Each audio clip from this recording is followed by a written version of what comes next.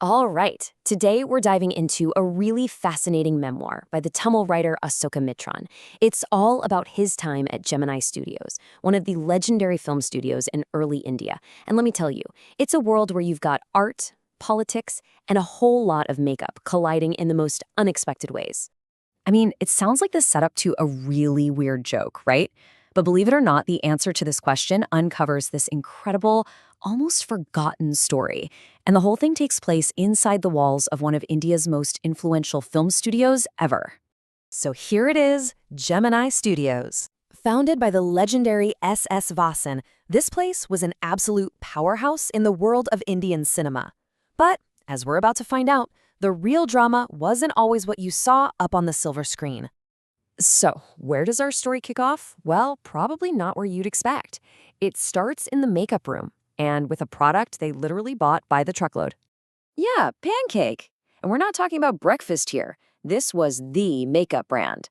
Think about it. Huge international stars like Greta Garbo were using this stuff, and Gemini Studios, they used so much of it that it actually arrived in trucks. But getting it put on your face, well, that was a whole other story. Get this, the makeup room itself was supposedly located in Robert Clive's old stables. So, a piece of history right there. It was lined with these huge mirrors, and around every single one, a bunch of giant, hot, incandescent light bulbs. The heat must have been unbelievable. The author literally calls it a fiery misery for anyone sitting in that chair. So why go through all this torture? Well, it was all to look good on camera. The makeup artist's one job was basically to cake on layers of this pancake makeup and whatever other potions they had lying around until every single pore on an actor's face was sealed shut. So what did that look like in real life? The author says it turned a perfectly normal person into a hideous crimson-hued monster. Yikes. But, a studio isn't just about the lights and the makeup. It's about the people. And oh boy, were there some real characters at Gemini Studios. Let's start with the office boy. And I'm using air quotes here because this guy was not a boy. He was in his early 40s. He'd come to the studio with these huge dreams, He wanted to be a famous director, a big shot writer. But what was he actually doing? Mixing makeup in a giant vat and just slapping it on the faces of the crowd players. And let me tell you, he was not happy about it. And you know how it is when you're that frustrated, right? You usually have one person you blame for everything. For our office boy, that person was Kothamangalam Subbu. Subbu was the undisputed #2 guy at the whole studio, and he was the complete opposite of the office boy. One guy was all doom and gloom, seeing failure everywhere. Subbu, he was cheerful, successful, just radiating positive energy. And look, Subbu's success wasn't just luck. The man was a legitimate genius. You had a problem on set? Subbu could come up with a dozen ways to fix it, just like that. He was a celebrated poet, a famous novelist. He even acted, and was apparently so good he'd often steal the show from the main actors. The guy was, in a word, indispensable. So you have this whole little world inside Gemini Studios, right? You've got your poets, your actors, your bitter office boys. Everything's just humming along. But that was all about to change. They were about to get a couple of, let's just say, very unusual groups of visitors. And the outside world was about to come crashing in.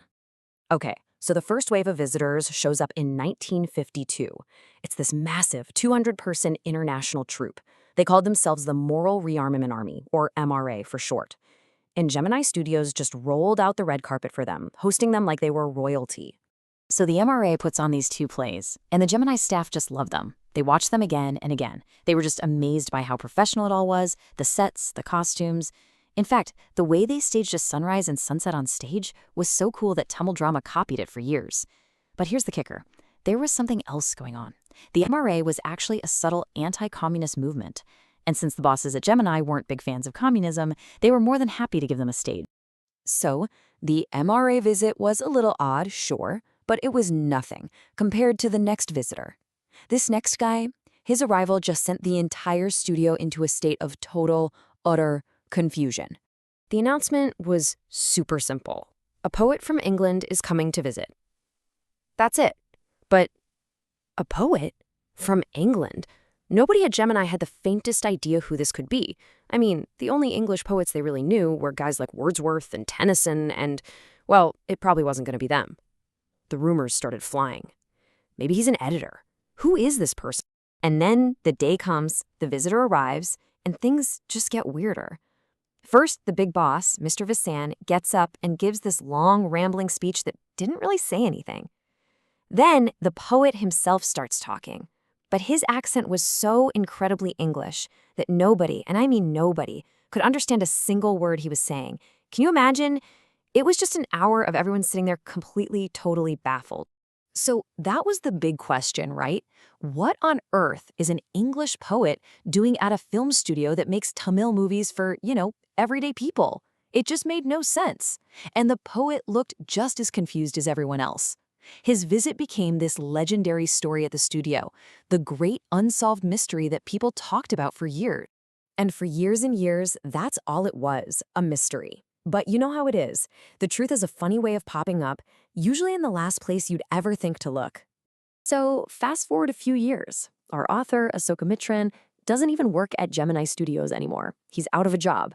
And one day he's just walking along, looking at a pile of cheap books for sale on the side of the road. You know, the kind of stall where everything is super cheap. He sees these nice-looking paperbacks for just 50 paise each, so he grabs one. The book he picked up was called The God That Failed, and it was basically a collection of 6 essays from 6 really well-known writers, and each essay was about the same thing, their journey into communism and then their journey out of it after getting completely disillusioned. So Asaka Mitran starts reading the intro, and then a name just leaps off the page. Boom, there it was, the mystery poet. It was Stephen Spender, and he was one of the 6 writers in that very book, one of the guys who had turned against communism, and suddenly it all made perfect sense. The boss, S.S. Fossen, he didn't care about Spender's poetry. He invited him because of his politics, because he was anti-communist. Isn't that incredible? This really bizarre moment where global Cold War politics smashes right into a South Indian film studio, and nobody at the studio had a clue what was going on. It just went completely over their heads, and the great mystery wasn't solved by some detective work, but by pure chance, a 50-paisa book found on a footpath. It really makes you think, doesn't it?